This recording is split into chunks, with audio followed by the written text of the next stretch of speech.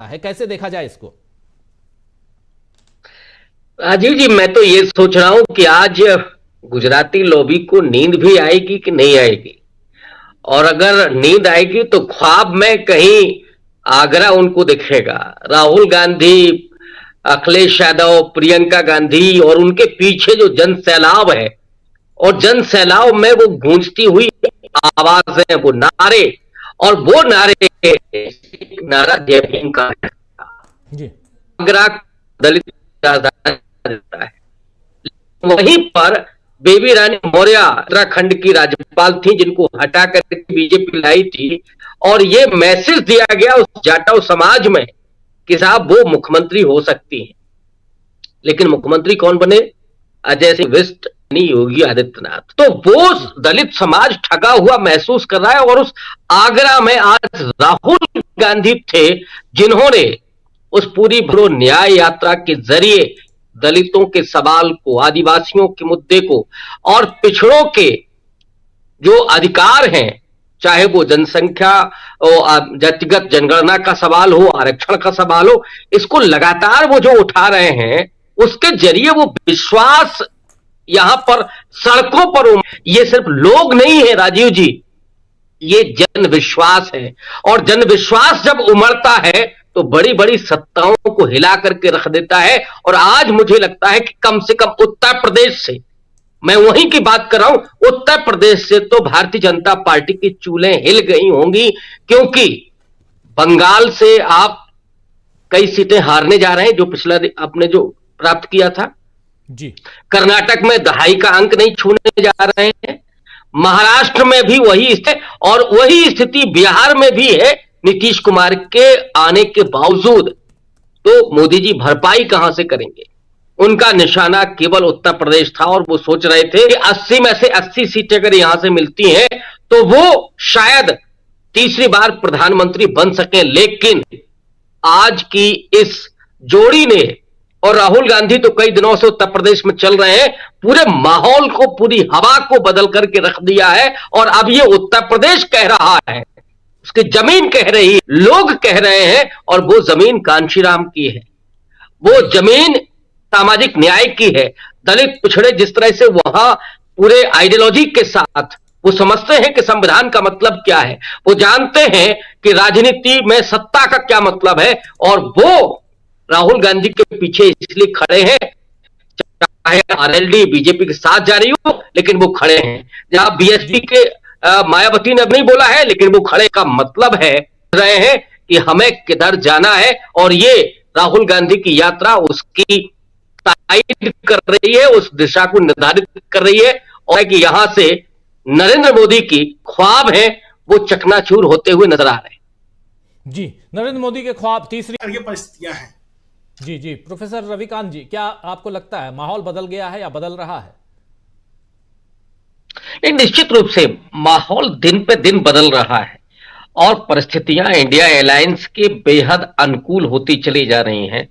और निश्चित रूप से इसमें जन दबाव तो है ही, लेकिन आपस में इंडिया अलायंस की लीडरशिप की भी जो समझदारी है, वो अब कहीं ना कहीं इस पूरे माहौल को समझते हुए एकजुट हो रही है। और उसमें जो कामयाबी मिल रही है, उसके पीछे आप उस पूरे विश्वास को देखिए, तो निश्चित रूप से मुझे लगता है कि अब जो मोदी जी ने कहा है मन की बात, तो अब वो मन की ही बात तो शायद अकेले में कहीं बैठ करके गुजरात जाएंगे या कहीं और जाएंगे, उसके बाद करेंगे ये डेफिनेटली।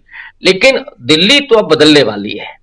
ये जो उत्तर प्रदेश की तस्वीरें हैं, आज बंगलौर की जो तस्वीरें हैं, या दो तमाम और दूसरे जगह की जो तस्वीरें हैं, वो ये दिखाती हैं कि अब माहौल काफी कुछ बदलने लगा है। और जिसको कोशिश की गई थी कि राम मंदिर के मुद्दे पर, हिंदुत्व के मुद्दे पर, और नरेंद्र मोदी के अपने ब्रांडिंग के सहारे ये चुनाव जीत लिया जाएगा, तो जो रोजाना असफलताएं सामने आ रही हैं, मतलब उत्तर प्रदेश में ही जहां न्याय यात्रा चल रही है, वहां आपने बेरोजगारों के साथ क्या किया? कई पेपर, एक नहीं दर्जनों भर पेपर लीक हो चुके हैं अब तक, और कई बच्चे वहां आत्महत्या कर चुके हैं। यही जो पुलिस का पेपर लीक हुआ है, उसी में कन्नौज के अंकित पाल नाम का एक बच्चा, उसने आत्महत्या कर ली।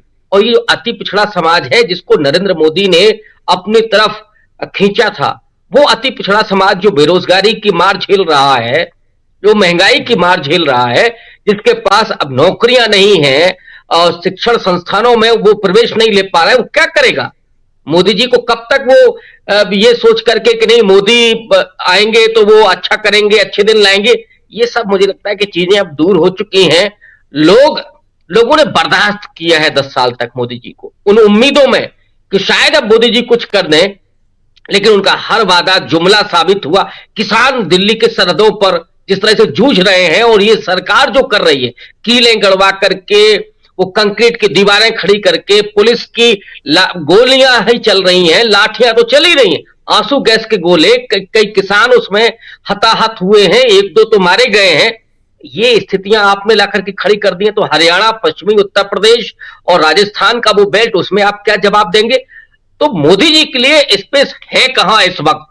वो जो उनकी एक भक्त मंडली है, जो उनका एक अंध समर्थक है, वो जरूर उसी बात को कहेगा और रोज वो भजन करेगा मोदी जी का, लेकिन हालात ये हैं कि लोकतंत्र अब फिर से जीवंत होने जा रहा है।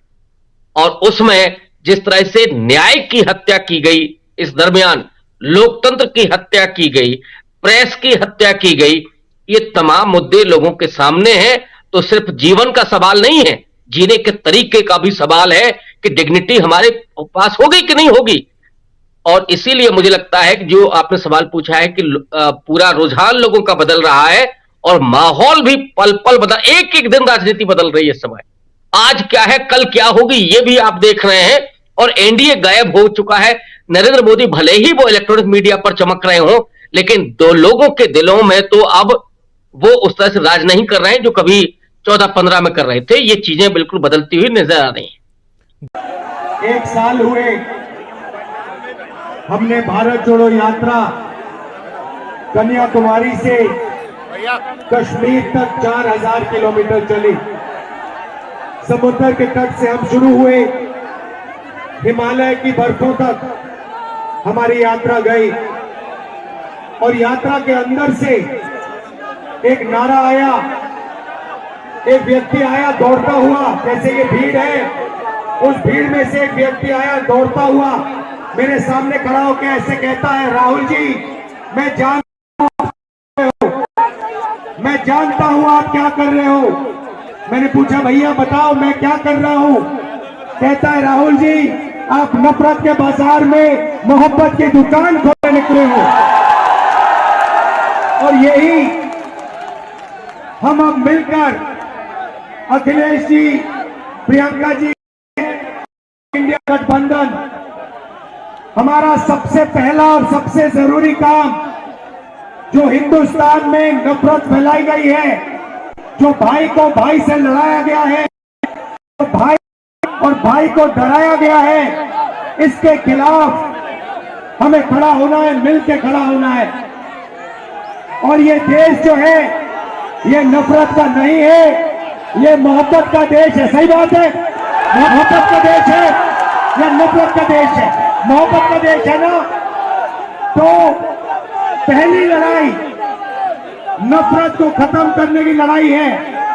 मैं आपसे पूछता हूं, नफरत को नफरत से काटा जाता है? नहीं, नफरत को सिर्फ मोहब्बत काट सकती है। सही बात। नफरत को किस चीज से काटा जाता है? सुना नहीं मैंने? ये मोहब्बत से काटा जाता है और हम इनकी नफरत को मोहब्बत से मिटाएंगे।